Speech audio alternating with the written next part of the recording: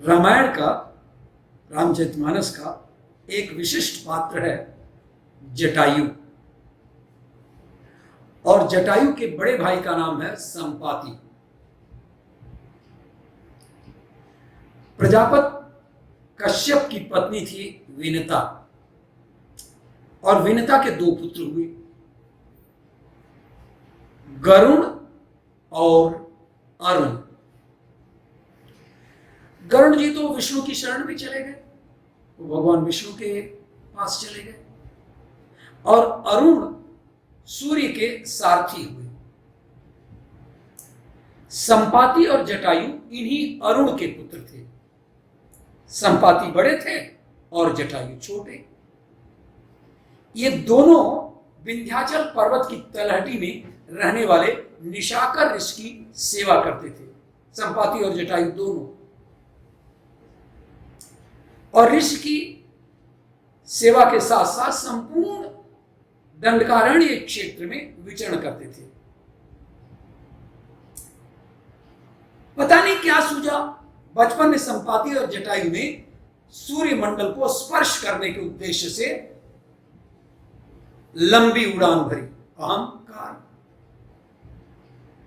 सूर्य के असह्य तेज से व्याकुल होकर जटायु जलने लगे। बड़े भाई को यह बर्दाश्त नहीं हुआ और बड़े भाई संपाति ने उन्हें अपने पंख के नीचे सुरक्षित रख लिया।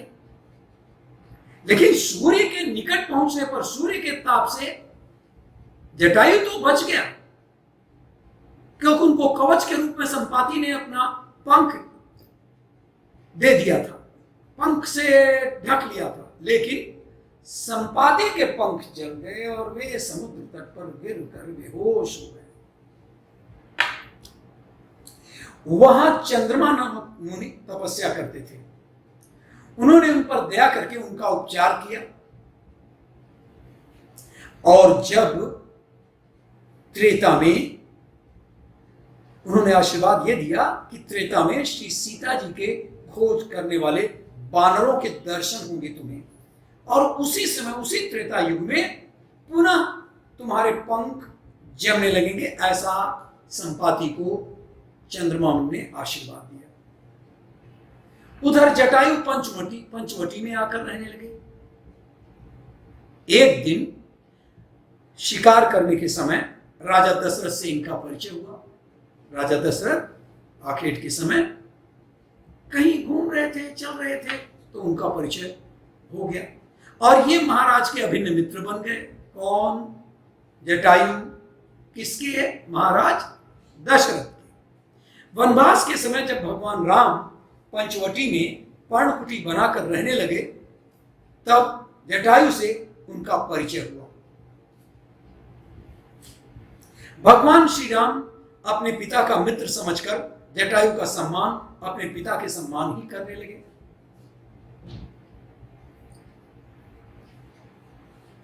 जब भगवान राम अपनी पत्नी सीता के कहने पर कपट मृग मारीच को मारने के लिए गए और लक्ष्मण भी सीता के कट वाक्य से प्रभावित होकर राम को खोजने के लिए निकल पड़े, दोनों भाइयों के चले जाने के बाद आप जानते ही हैं, आश्रम को सूना देखकर लंका के राक्षस राजा रावण ने सीता का हरण कर लिया और बलपूर्वक उन्हें रथ में बैठाकर आकाश मार्ग से लंका की ओर चल दिया। सीता जी ने रावण की पकड़ से छूटने का पूरा प्रयत्न किया, किंतु असफल रही और फिर कर्ण विलाप करने लगी। उनके कर्ण विलाप को सुनकर जटायु ने रावण को ललकारा। गिद्धराज जटायु का रावण से भयंकर संग्राम हुआ, खूब युद्ध हुआ, लेकिन रावण तो रावण था। अंत में रावण ने तलवार से उनके पंख काट डाले। जटायु मरणासन्न होकर भूमि पर गिर पड़ा और रावण सीता जी को लेकर लंका की ओर चला गया। जब राम लक्ष्मण के साथ सीता की खोज करने के लिए खरदूषण के जन्म स्थान की ओर जा रहे थे, तो मार्ग में उन्होंने विशाल पर्वताकार शरीर वाले जटायु को देखा।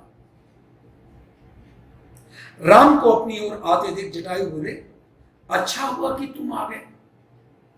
देखिए, श्री राम को जटायु अपने पुत्रवत भाव रखते थे, दशरथ के पुत्र होने के कारण। तो उनका अच्छा हुआ तुम आ गए, सीता को आयुष्मान कहलाने वाला लंका का राजा रावण हर कर दक्षिण दिशा की ओर ले गया है, और उसी ने देखो मेरे पंखों को भी काटकर मुझे बुरी तरह से घायल कर दिया है। भगवान राम जटायु को गोद में लिए और सारी बातें जटायु की सुन रहे थे। जटायु ने आगे बताया कि सीता की पुकार सुनकर मैंने उनकी सहायता के लिए रावण से युद्ध भी किया। ये है मेरे द्वारा तोड़े हुए रावण के धनुष और उसके बाण। उधर उसके विमान का एक छोटा सा हिस्सा टूटा हुआ भी पड़ा हुआ है। वो है रावण का सारथी जो मरा हुआ पड़ा है। परंतु हे राम, उस महाबली राक्षस ने मुझे मार मार कर मेरी यह दशा कर दी। वो रावण है विश्वा का पुत्र और कुबेर का भाई। मैंने तुम्हारे दर्शनों के लिए ही अब तक अपने प्राणों को रोक रखा था। अब मुझे विदा दो राम। भगवान श्री राम के नेत्र भर आए। उन्होंने जटायु से कहा, मैं आपके शरीर को अजर अमर कर देता हूं, हे तात, स्वस्थ कर देता हूं। आप अभी संसार में रहें।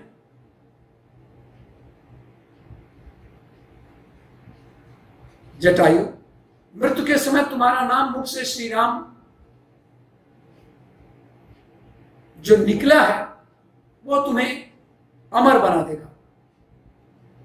मैं तुम्हें अभी बहुत लंबी उम्र देता हूं।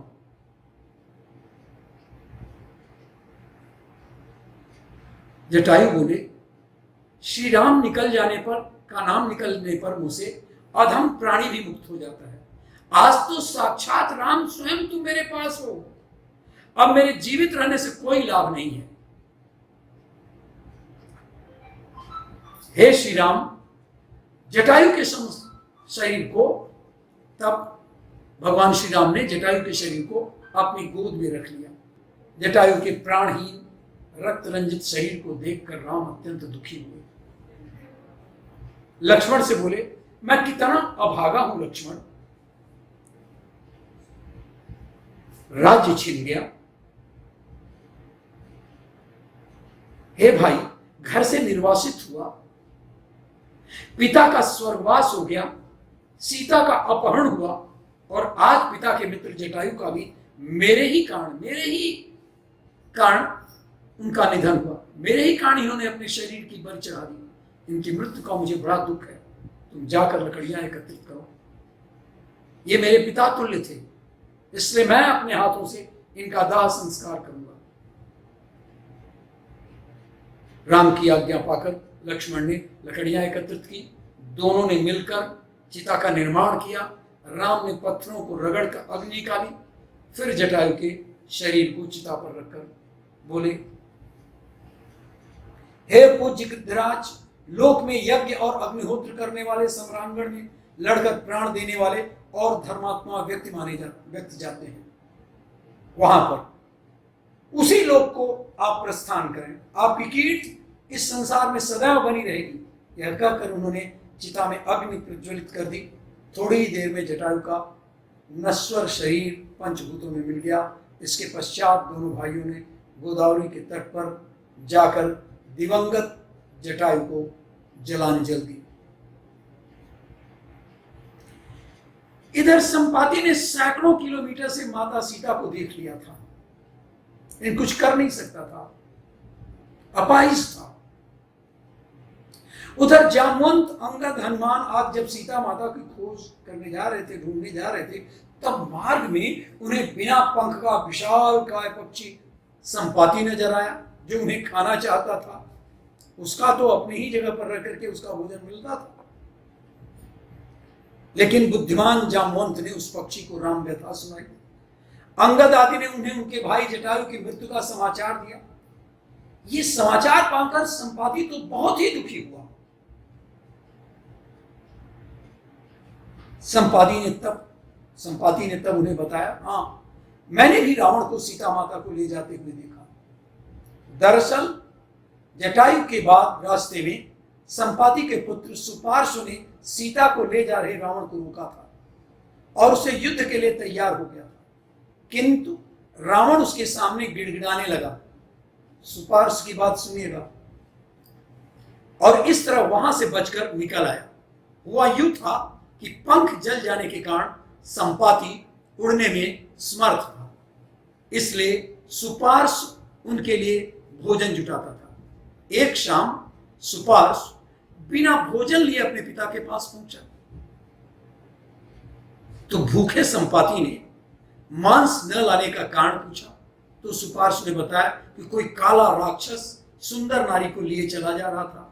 वह स्त्री हा राम हा लक्ष्मण कहकर विलाप कर रही थी। यह देखने में मैं इतना उलझ गया कि मांस लाने का ध्यान ही नहीं रहा। मतलब संपाति ने तब अंगद को रावण द्वारा सीता हरण की पुष्टि की। संपाति रावण से इसलिए नहीं लड़ सका क्योंकि बहुत कमजोर हो चला था, क्योंकि सूर्य के ताप से उसके पंख जल गए थे।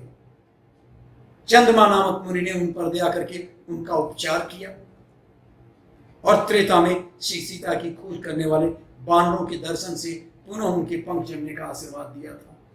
संपाति ने दिव्य बानरों अंगद और हनुमान के दर्शन करके खुद में अब उसी चंद्रमा उनके आशीर्वाद का फल चेतना शक्ति का अनुभव किया और अंततः उन्होंने अंगद के निवेदन पर अपनी दूरदृष्टि से देखकर बताया कि सीता माता अशोक वाटिका में सुरक्षित बैठी हैं, आप लोग निश्चिंत रहिए। संपाति ने ही बानरों को लंकापुर जाने के लिए प्रेरित उत्साहित किया था।